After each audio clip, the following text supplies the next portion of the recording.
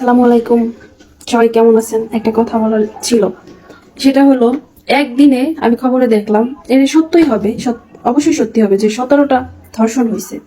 তারপরে ছিনতাই, এটা সেটা কত কিছু। আচ্ছা, বুঝলাম না, এও কি পুলিশ নাই, প্রশাসন নাই, এগুলা কেন মানে শেষ করতেছেন না? একটারে দইরা জুলাইয়া তারপর পিটান, পিটান, গুলি করেন, ঠিক আছে, গুলি করেন, পিটান, একটা দুইটা পাঁচটা যদি এইভাবে ধর্ষকদের, এইভাবে ছিনতাইকারীদের, এইভাবে মানুষ দেখতেছি রাস্তায় যাইতেছে মহিলারা। আর আমাদের খিলগাঁওতে মৌচক, মালিবাগ, ওই যে কারণ বাজার, গুলিস্তান, এইসব এলাকায় বেশি হইতেছে। বাসা থেকে বের হইতেও ভয় লাগে।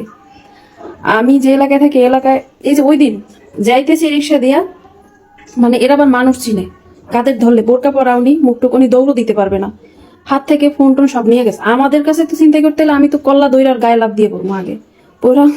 আমাকে তো তারপরও বলা যায় না, এটা তারপরও বলা যায় না। কখন অনেক সময় বেখেয়ালে থাকে মানুষ, ফোনে কথা বলে বা অন্য কোনো ভাবনায় থাকে, হঠাৎ করে করলো, হ্যাঁ, তো সতর্কতা থাকে না, সবসময় থাকে।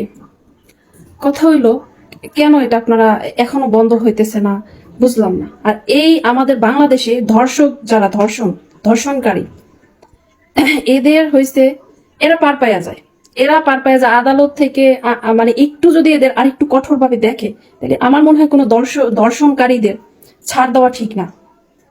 এদের ছাড় দেওয়া ঠিক না। আমি মানে এটা শেয়ার করতে পারতেছি না। আমারই 3-4 মাস আগে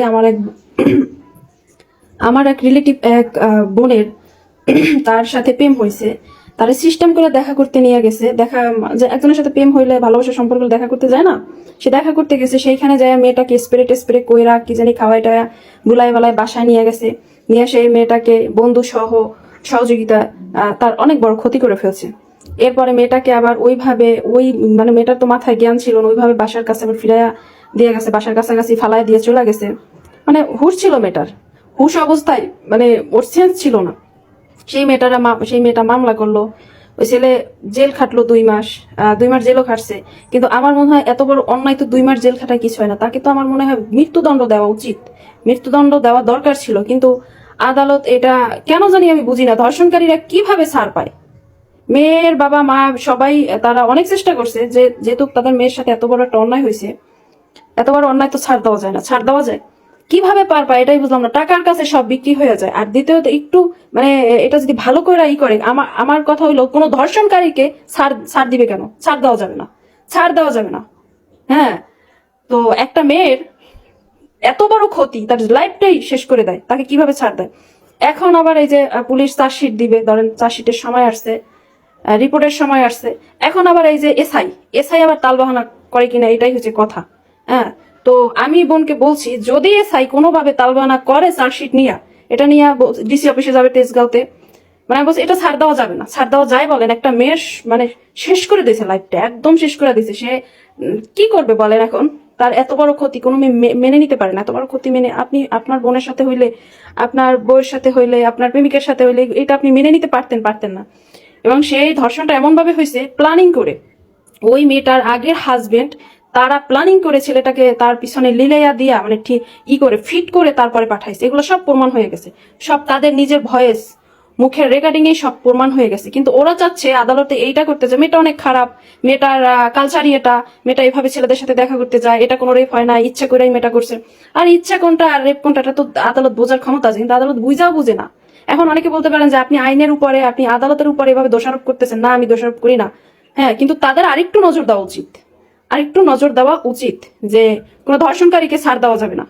কোনো আমি আমি আমি এটা যদি সঠিকভাবে সুষ্ঠু বিচার, ছেলেটা এখন বিদেশে চলে গেছে, তাকে জামিন দিছে তারে ওইভাবে, তো তার পাসপোর্ট, আইডি কার্ড না, পাসপোর্ট, তারপরে সবকিছু তার নিয়ে তো তাকে ছাড়া উচিত ছিল। সেটা আদালত করে নাই, সেটা প্রয়োজনই মনে করে নাই।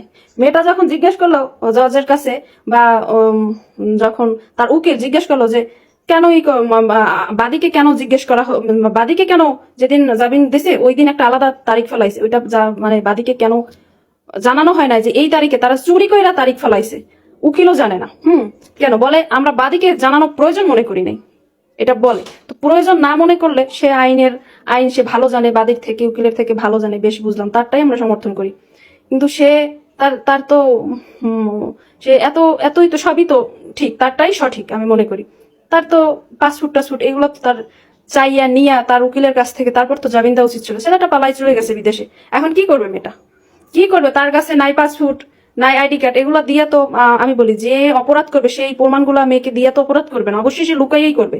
তাকে প্রশ্ন করে আপনার কাছে পাসপোর্ট নাই কেন, আপনার কাছে ভোটার, আরে যে অপরাধী যে খুন করবে সে কি প্রমাণ রেখে খুন করবে? কখনোই প্রমাণ রেখে খুন করবে না। সে অবশ্যই তাকে ধরা না যায় সেইটাই। এবং কিছু যে সিম দিয়ে মেয়ের সাথে কথা বলতো, যে সিমটাও হয়েছে অন্য মানুষের নামে করা, রেজিস্ট্রেশন করা। তো কতভাবে এটা হয়েছে, পুরো ক্রাইম আছে না, ক্রাইম। মানুষ এই যে ওই দিন শুনছি বাসে দইরা 3 জনে হাজবেন্ডের সামনে বসে রেপ করছে, এটা হয়েছে প্ল্যানিং না, এটা হয়েছে বাসে উঠছে ছিনতাইকারীরা, মেয়ে দেখা ভালো মানে ওদের তো খারাপ এটা করছে, কিন্তু এই রেপটা এটা হচ্ছে প্ল্যানিং কইরা, মানে চক্রান্ত কইরা, ক্রাইম, ক্রাইম বুঝেন, ক্রাইমের মানে ইস্যাতি করে তারপর করছে এরা। এটা তো কখনোই ছাড় দেওয়ার কথা না, ওটাও ছাড় দেওয়ার কথা না। কোনো ধর্ষণকারী যেভাবেই ধর্ষণ করুক না কেন তাকে ছাড় দেওয়া উচিত না। এখন কথা হইলো ছেলেটা তো চলে গেছে, এখন দেখি ওর সামনে তারিখ আছে, সামনের তারিখে কি বলে, আদালতে কি দেয়, কি করে। 2টা মাসে 2টা তারিখে মেয়েটা মানে নিরাশ হয়ে গেছিল, যে সে কখনোই আশা করে নাই যে এইভাবে জামিন পাবে, কখনোই আশা করে নাই। তো এই নিরাশ হওয়ার কারণে সে যায় নাই, তার বাবা মা কেউই এটার উপরই করে নাই। এখন তারপরও এখন তারা ছাড় দিবে? মেয়ের এত বড় ক্ষতি হয়েছে, ছাড় দিবে বলেন? ছাড় দেওয়া যায়? এবং আত্মীয়রা করছে এটা। ওই ছেলেটা আবার ওর একই এলাকায়, কিন্তু মেয়েটা কখনোই দেখে নাই, মেয়েটা কখনো চিনেও না, জানে না, মানে একদম ওই অন্য পরিচয় দিয়ে অন্য কইরা তারপরে মেয়েটার সাথে এমন কিছু করছে। বলেন দুনিয়া আইন কোথায় এখন? ওর জন্য যে কারো কাছে বাংলাদেশে এখন কোনো সরকারও নাই, ডক্টর ইনুস উনি আছে, কিন্তু ওরা অতটা নেতা বলেন তারপর অতটা চিনেও না। কার কাছে এটা নিয়ে এই বিচারটা দিবে যে দেখেন আমার আমার আমার এই মামলার কোনো সুষ্ঠু বিচার হইতেছে না, আমি কার কাছে যাব, কি করব? আর এমন একটা বিষয় কোনো মেয়ে ফেজ নিয়ে আইসে এই কথাটা বলতেও চাইবো না, কারণ তার তার লাইফটা এমনি শেষ, বাকিটুকি ভাইরাল হইয়া শেষ করবে বলেন? করতে চায়? তো দরকার হইলে তার বাবা মা বলছে দরকার হইলে সেই মেয়ে মিডিয়ার সামনেও আসবে, যদি সে সুষ্ঠু